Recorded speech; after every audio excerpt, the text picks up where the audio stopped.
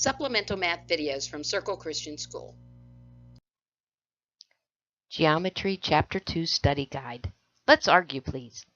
When you make a conjecture based on a pattern, you may use inductive or deductive reasoning. It's an educated guess. Now you have things like definitions, postulates, and already proven theorems to logically argue your statement. Mom, I think I need an increase of my allowance. Just for fun, this was written by my geometry class about 4 years ago, and Josh Bishop kind of put the tune to it, but I'll try my best. Postulates, you are the rules of geometry, otherwise known as axioms. Theorems, you are my proven identity. If you, then me. Reflexive, symmetry, transitive, geometry. Our purpose is to prove that we can all be geometry, geometry, geometry.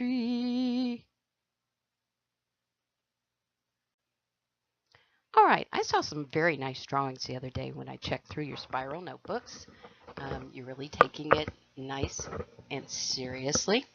So just a little bit of practice understanding geometry, relationships, and diagrams.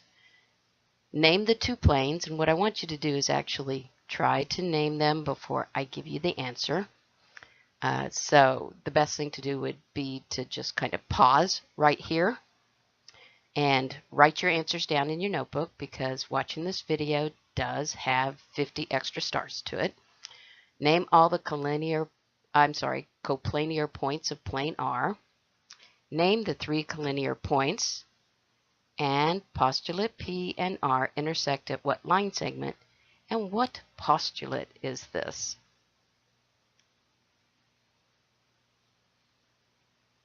Okay, now we're back. The two planes are plane P and plane R. Name all the coplanar points of plane R. Let's see, taking a look at plane R here, we're going to find all the points that are on the plane.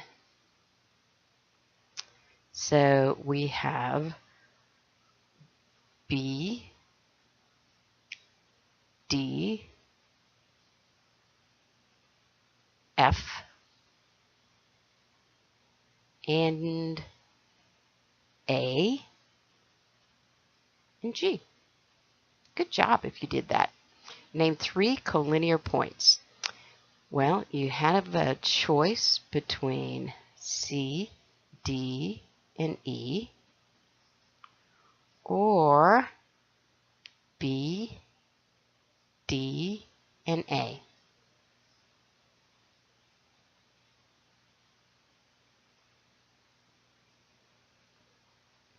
Plane P and plane R intersect at what line segment? And that is AB, line segment up above. What postulate is this? Why, postulate number 11.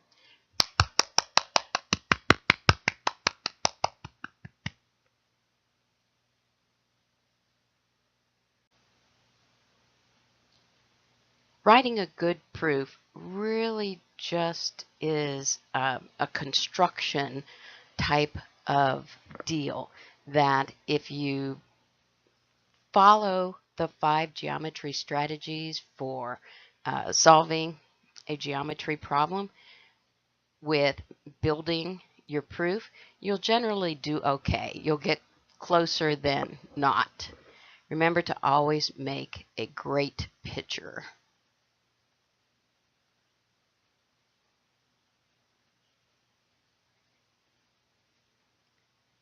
So geometry strategy number 1, draw, draw, draw.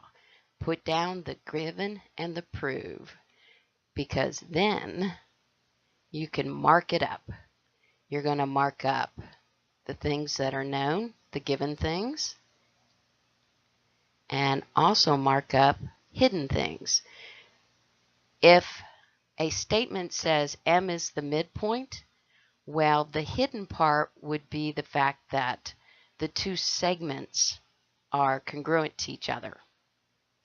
And then prove, use some sort of highlighter or something to show up what it is that you are trying to prove.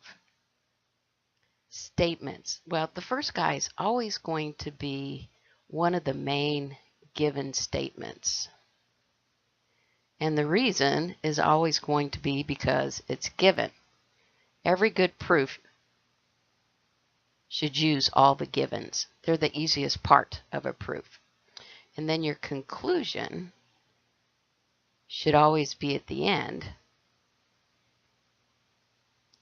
And that's the thing that you were trying to prove. So that's the conclusion statement. It's going to be exactly the same, and then it's going to be some sort of reason within here.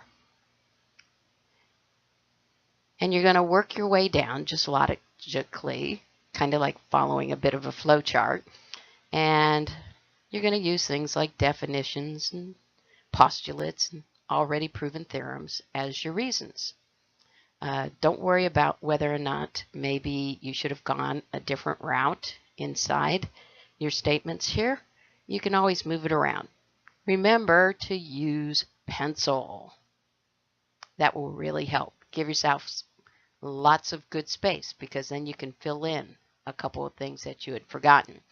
And anytime you've been given something and the next statement is almost the same thing, but maybe using the letters or something instead about it. For instance, the one that the given is M is a midpoint, which would be a given. The second statement is going to be like AB is congruent to BC. Then it's going to be the definition of. All right, these are the ones that I want you to try from the chapter review. Number 7. Answers will somewhat vary, but you should get pretty close to about the same answer. Number 11 is going to be you're going to have to make a conjecture off of some sampling. So you're going to try a few examples to see that it always works. So try examples, find a pattern, and make a conjecture.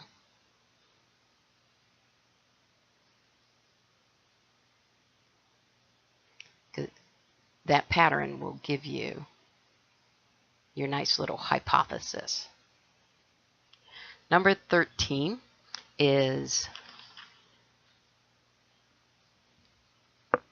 reading a good diagram. Remember, because you guys can draw it, and you made some great drawings, reading it is twice as easy. Number 15 and number 17 is make a good proof. Remember, if you're talking about math, you're going to use a math reason.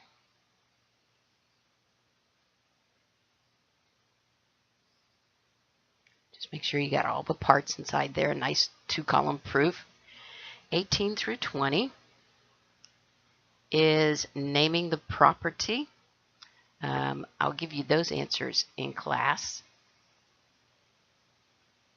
If you want it earlier than in class, shoot me an email. I'll be happy to send you the answer.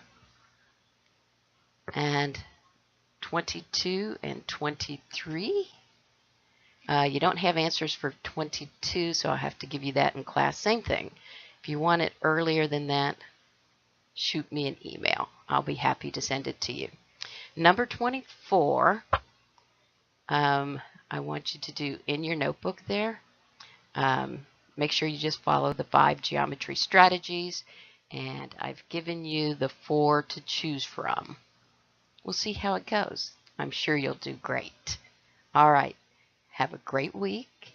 Look over your postulates and look over your geometry cards, and you will do fine.